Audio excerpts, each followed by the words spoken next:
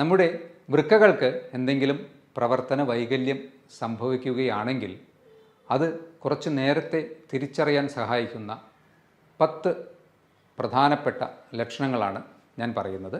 ശരിയായ രീതിയിൽ ഉറക്കം കിട്ടാതിരിക്കുക, പ്രത്യേകിച്ച് രാത്രിയിലൊക്കെ നിങ്ങൾക്ക് ഉറക്കത്തിൽ നിന്ന് ശ്വാസം കിട്ടാതെ എഴുന്നേൽക്കേണ്ട ഒരവസ്ഥ വരികയാണെങ്കിൽ ശ്രദ്ധിക്കണം.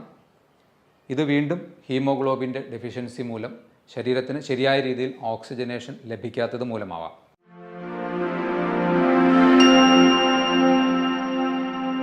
ഹലോ ഫ്രണ്ട്സ്, നമ്മൾ ദിവസേന കഴിക്കുന്ന ഭക്ഷണം മായം കലർന്നത്, കുടിക്കുന്ന വെള്ളം പലപ്പോഴും മലിനം, ശ്വസിക്കുന്ന വായു മലിനം.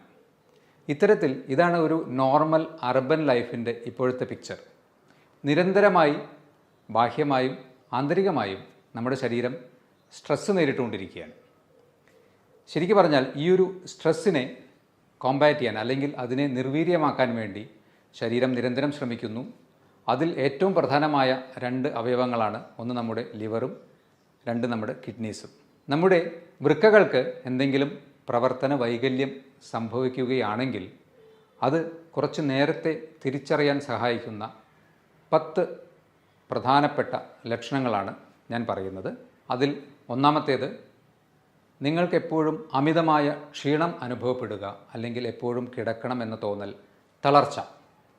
ഇതിന് കാരണം നമ്മുടെ ചുമന്ന രക്താണുക്കളെ ഉൽപ്പാദിപ്പിക്കുന്ന എരിത്രോപോയറ്റിൻ എന്ന ഒരു ഹോർമോൺ ഉൽപ്പാദിപ്പിക്കുന്നത് പ്രധാനമായും കിഡ്നിയിൽ വെച്ചാണ്. സ്വാഭാവികമായും കിഡ്നിക്ക് എന്തെങ്കിലും പ്രവർത്തന വ്യതിയാനങ്ങൾ വരുമ്പോൾ എരിത്രോപോയറ്റിൻ്റെ പ്രൊഡക്ഷൻ കുറയുന്നു, RBC പ്രൊഡക്ഷൻ കുറയുന്നു, ഹീമോഗ്ലോബിൻ്റെ അളവ് കുറയുന്നു. നിങ്ങൾക്ക് എപ്പോഴും ഒരു ക്ഷീണമായിരിക്കും അനുഭവപ്പെടുക.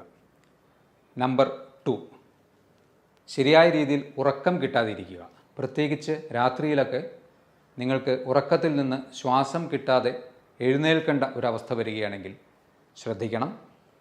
ഇത് വീണ്ടും ഹീമോഗ്ലോബിൻ്റെ ഡെഫിഷ്യൻസി മൂലം ശരീരത്തിന് ശരിയായ രീതിയിൽ ഓക്സിജനേഷൻ ലഭിക്കാത്തത് മൂലമാവാം.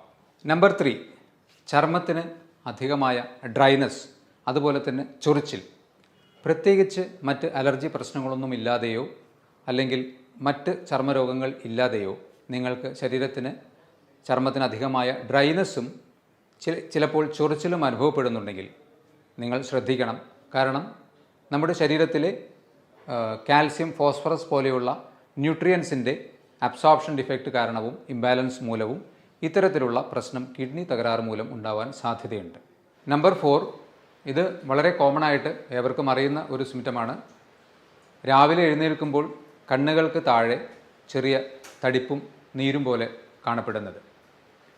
ശരീരത്തിൽ നിന്ന് അധികമായി പ്രോട്ടീൻ, സോഡിയം ഇവയൊക്കെ കിഡ്നിയുടെ തകരാറ് മൂലം നഷ്ടപ്പെടുന്നത് കൊണ്ടാണ് ഇത്തരത്തിൽ നീര് വരുന്നത്. ഇതും കിഡ്നി ഫംഗ്ഷനുമായി റിലേറ്റഡ് ആയിട്ടുള്ള ഒരു ലക്ഷണമാണ്.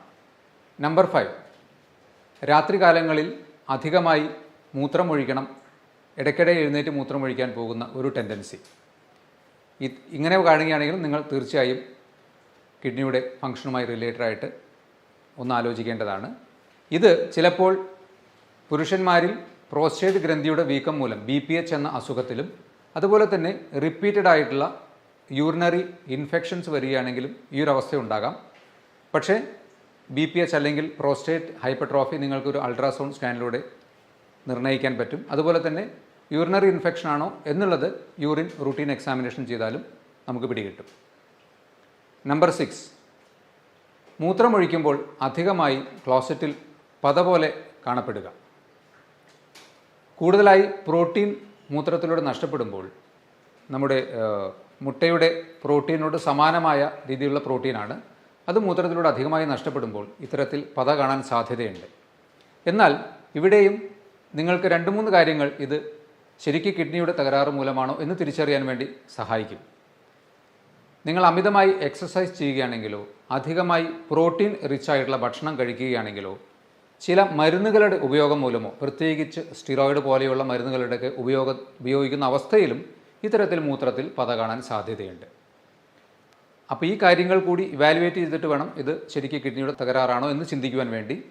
അതും ശരിക്കും പറഞ്ഞാൽ മൂത്രമൊഴിച്ച് ഫ്ലഷ് ചെയ്തതിന് ശേഷവും കുറച്ച് നേരം കഴിഞ്ഞാലും ക്ലോസറ്റിൻ്റെ വശങ്ങളിൽ പത പോലെ പറ്റിപ്പിടിച്ചിരിക്കുന്നുണ്ടെങ്കിൽ തീർച്ചയായും നിങ്ങൾ കിഡ്നി റിലേറ്റഡ് ആയിട്ടുള്ള ടെസ്റ്റുകൾ ചെയ്യുക. അതിൽ തന്നെ ഏറ്റവും എളുപ്പത്തിൽ യൂറിൻ മൈക്രോ ആൽബുമിൻ പോലെയുള്ള ടെസ്റ്റുകൾ ചെയ്തു നോക്കുക. നമ്പർ 7, വിശപ്പ് കുറവ്. ഇത് വീണ്ടും ശരീരത്തിൽ അമിതമായി ടോക്സിൻസ് പുറന്തള്ളപ്പെടാതെ കിഡ്നിയുടെ തകരാറ് മൂലം നിൽക്കുന്നത് കൊണ്ട് നമുക്ക് സ്വാഭാവികമായും വിശപ്പ് കുറവായി അനുഭവപ്പെടാം. നമ്പർ 8, മൂത്രത്തിൽ രക്തത്തിൻ്റെ അംശം തോന്നുക. മൂത്രത്തിന് കളർ ഡിഫറൻസ്, ഡാർക്ക് യൂറിൻ, മഞ്ഞയിൽ കൂടി കുറച്ചുകൂടി ഡാർക്കായിട്ടുള്ള യൂറിൻ കാണുകയാണെങ്കിൽ RBC എന്ന കണിക മൂത്രത്തിലൂടെ നഷ്ടപ്പെടുന്നത് കൊണ്ടായിരിക്കാം. ഇത് വീണ്ടും നമ്മുടെ കിഡ്നീസിൻ്റെ അടിസ്ഥാനപരമായ ആ അരിപ്പ പോലെയുള്ള സംവിധാനത്തിൽ വിള്ളലുകൾ വന്ന് ശരീരത്തിലേക്ക് തിരിച്ചെടുക്കേണ്ടതായിട്ടുള്ള RBC മൂത്രത്തിലൂടെ നഷ്ടപ്പെടുന്നത് കൊണ്ട് മൂത്രത്തിന് അമിതമായ കളർ ഡിഫറൻസ് വരാൻ സാധ്യതയുണ്ട്. നമ്പർ 9, മസിൽ ക്രാംസ് അഥവാ മസിലുകൾ കോച്ചി പിടിക്കുന്ന അവസ്ഥ. പ്രത്യേകിച്ച് കാൽവണ്ണകളിലൊക്കെ മസിൽ അമിതമായി ഒരു ക്രാംസ് പോലെ തോന്നുന്നുണ്ടെങ്കിൽ അത് ശരീരത്തിൽ സോഡിയം, കാൽസ്യം പോലെ ഉള്ള മിനറൽസിൻ്റെയോ അല്ലെങ്കിൽ ഇലക്ട്രോലൈറ്റ്സിൻ്റെയൊക്കെ ഇംബാലൻസ് മൂലമാവാൻ സാധ്യതയുണ്ട്. ഇത് വീണ്ടും കിഡ്നി റിലേറ്റഡ് ആയിട്ടുള്ള പ്രശ്നങ്ങൾ മൂലം ഉണ്ടാവാൻ സാധ്യതയുണ്ട്. നമ്പർ 10, വായിലൊരു മെറ്റാലിക് ടേസ്റ്റ് അല്ലെങ്കിൽ ഒരു ലോഹച്ചുവ വായ്ക്കകത്ത് തോന്നുകയോ അല്ലെങ്കിൽ അമിതമായ ഒരു ബാഡ് ബ്രെത്ത് നമ്മുടെ ശ്വാസത്തിന് വരികയോ ചെയ്യുകയാണെങ്കിൽ വീണ്ടും അമിതമായ ടോക്സിൻസ് ശരീരത്തിൽ കെട്ടിനിൽക്കുന്നത് മൂലം ഇത് കിഡ്നിയുടെ തകരാറ് മൂലമാവാനുള്ള സാധ്യതയുണ്ട്. അപ്പോൾ ഞാൻ ഈ പറഞ്ഞ 10 കാര്യങ്ങളിൽ 2 3 അല്ലെങ്കിൽ അതിൽ കൂടുതലോ സിംറ്റംസ് നിങ്ങൾക്ക് നിരന്തരമായി അനുഭവപ്പെടുന്നുണ്ടെങ്കിൽ തീർച്ചയായും നിങ്ങൾ ഒരു കിഡ്നി ഫങ്ഷൻ റിലേറ്റഡ് ആയിട്ടുള്ള ടെസ്റ്റുകൾ ചെയ്ത് നോക്കുക. അതുപോലെ തന്നെ ഒരു അൾട്രാസൗണ്ട് ടെസ്റ്റ് ചെയ്ത് നോക്കുക. അല്ലെങ്കിൽ യൂറിൻ മൈക്രോ ആൽബുമിൻ, ഏറ്റവും സിംപിളസ്റ്റ് ആയിട്ട് നിങ്ങൾക്ക് ചെയ്യാവുന്നത് റീനൽ ഫങ്ഷൻ ടെസ്റ്റ് തന്നെയാണ്.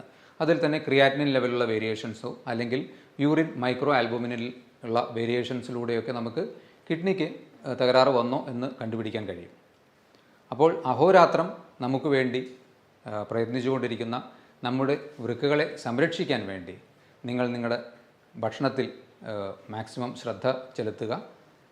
വെള്ളം കുടിക്കുന്ന കാര്യത്തിൽ ഒരിക്കലും വ്യത്യാസം വരുത്താതെ കറക്റ്റായിട്ടുള്ള രീതിയിൽ നിങ്ങളുടെ ശരീരത്തെ ഹൈഡ്രേറ്റ് ചെയ്തുകൊണ്ടിരിക്കുക. അതുപോലെ തന്നെ ഹാർട്ട്, ലിവർ, ലങ്സ് ഇതിൻ്റെയൊക്കെ സുഗമമായ പ്രവർത്തനത്തിന് ഏറ്റവും പ്രധാനമായി വേണ്ടത് എന്താണ്? റെഗുലറായിട്ടുള്ള ഒരു മിതമായ വ്യായാമമാണ്. അപ്പോൾ നമ്മുടെ ഒരു ലോഞ്ചിവിറ്റി അല്ലെങ്കിൽ മാക്സിമം ലൈഫ് എക്സ്പെക്റ്റൻസിയും ഹെൽത്തും മെയിൻറ്റെയിൻ ചെയ്യുന്നതിന് വേണ്ടി ഇത്രയും കാര്യങ്ങൾ നിങ്ങൾ ശ്രദ്ധിക്കുക. ഈ പറഞ്ഞ ലക്ഷണങ്ങളിൽ കുറച്ചൊരു ഗ്രൂപ്പ് ഓഫ് ലക്ഷണങ്ങൾ നിങ്ങൾക്കുണ്ടെങ്കിൽ അതുമായി റിലേറ്റഡ് ആയിട്ടുള്ള ടെസ്റ്റുകളും ചെയ്തു നോക്കുക. എല്ലാവരും ആരോഗ്യത്തോടെയും സുരക്ഷിതരായും ഇരിക്കുക. ഇതുപോലെയുള്ള മറ്റൊരു ഹെൽത്ത് ടോപ്പിക്കുമായി വീണ്ടും കാണാം. ബൈ.